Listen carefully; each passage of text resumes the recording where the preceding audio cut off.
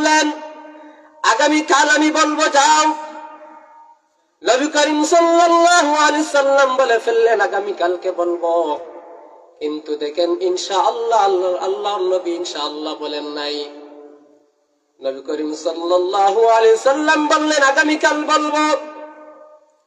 কুরাইশ সম্প্রদায়ের মানুষেরা পরের দিন নবী করিম সাল্লাল্লাহু আলাইহি সাল্লামের কাছে আসলো, ও নবী, আপনাকে আমরা গতদিন তিনটি প্রশ্ন করেছিলাম, এই তিনটা প্রশ্নের উত্তর আপনি দেন।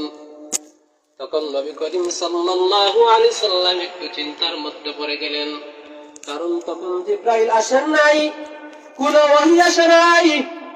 নবী করিম সাল্লাল্লাহু আলাইহি সাল্লাম বড় পেরেশানির মধ্যে পড়ে গেলেন।